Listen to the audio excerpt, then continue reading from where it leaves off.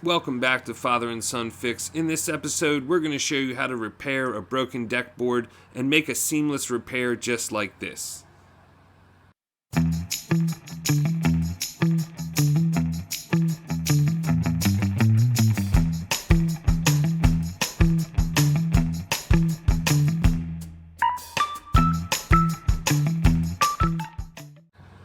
Okay, here are the tools that you're going to need to make this process easier and to accomplish it successfully.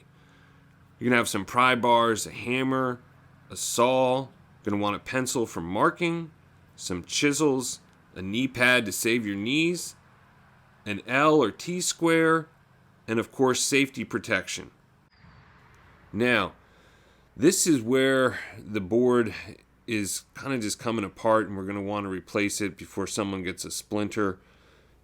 And the first step is going to be to line up the replacement board.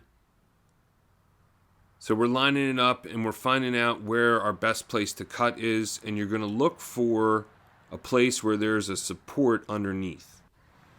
So this is the spot that we've chosen, and you see how we've got the two nails here. We're going to cut just on the other side of those nails so that our repair has something to sit on. Okay, safety goggles or safety glasses. Get your hearing protection on. And now we're going to get ready to cut the line that we've just made. Gloves, of course, too. Now, when we cut, we don't want to cut through into the supporting beam underneath. We want to make the cut, and you want to check the length of your saw when it's at its furthest away.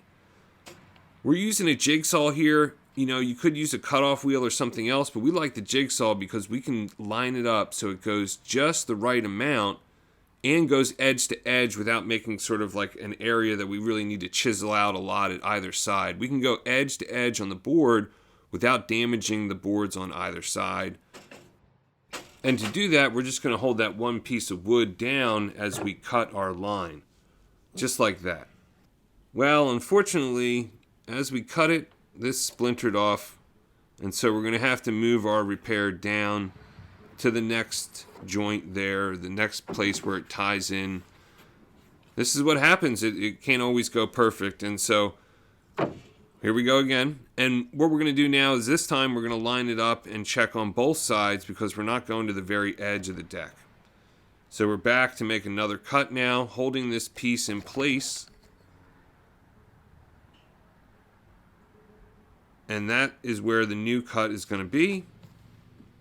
And we're going to hold this piece in place as we cut with the jigsaw across just in front of the nails so that the old board has the nails still securing it in place, because you're going to damage that board if you try and get those nails out. And this way, as we cut through here, we're still going to leave some room on that beam underneath to rest our repair on. Now, as we thought about this later, you could make this safer. As we're going to be cutting out this piece, you could just screw that extra piece down without holding it with your hand. And so there's the cut. You see how we're going just in front of that nail and still leaving enough of the beam so we've got something to rest our repair piece on. So now as our plans change, we're lining up our repair piece and getting it down to, okay, we're starting here at that cut, and what's our next closest beam here? And we've got it lined up. Thankfully, they did a good job. Everything's on the 16s with this deck, and we're going to make an exact line here with the board rather than measure. So we're just going to make a line right here, and thankfully, as you can see, it's coming in just in front of those other nails. You may have to cut off a little bit of the board, or your repair piece, that is, if you're not quite lined up, depending on how your deck was built. So now, got your cuts made, and now it's time to get the nails out that are holding the board in. You don't want to press against the other board. You want to press on that board, and something wrong with that nail. Either it rusted away, or they just ran out of the long decking nails at the end of the day there.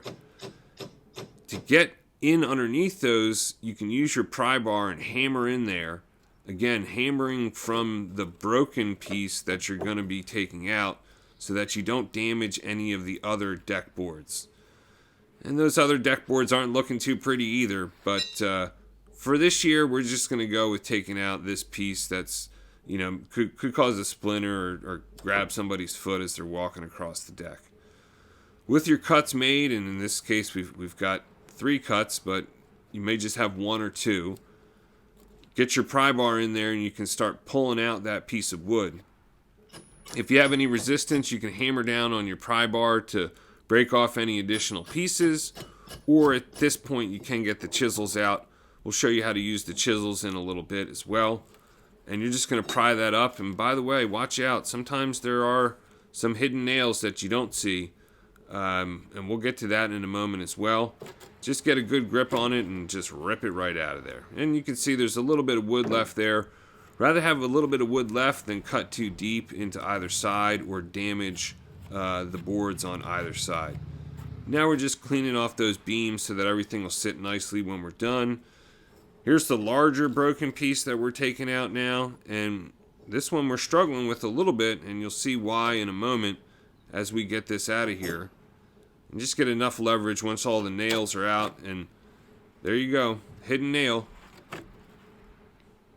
Thankfully we didn't run into it with our saw or run into any hidden nails with our saw, but it's certainly something to be mindful of when you're going about this repair. And there it is. We're going to pry that guy out, take that little piece of wood out of there as well. Okay, let's get this guy out of here, and we'll show you another little trick in terms of using the pry bar to get the nail out without opening up the wood or damaging the beam anymore if it's split. So what we're going to do here is, instead of pulling back, we're going to go side to side with the pry bar. So we're going to work it a little bit in this direction, then back just a little bit, then back again. We're going to go down to the bottom of the nail and pull at the side, going in a sideways direction. And that'll help you get the nail out a little bit cleaner without damaging the wood or splitting that beam anymore. Alright, now we're going to show you how to use the chisel here just to clean up your edge.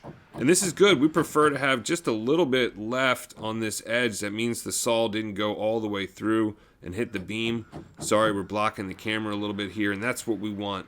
Nice clean edge, all clean on that beam for that new board to slide into. So let's get our new board ready. Make sure everything's nice and clean, and then when we're ready, we're going to drop in our repair board and start by dropping it in against the beam on either side. Of course, take that tag off and get that staple and that tag out of here. And if you see that one 2 boards up, that's probably the one next in line. Alright, so as you lay that in there nice and snug, walk it down all the way and set it in nicely. If it's a little tight, you can get your hammer and just tap it in there. If it's too tight that it doesn't want to go in with a little bit of persuasion, don't force it in there. You don't want the board to bow. Once you've got it set in place, now you can secure it down.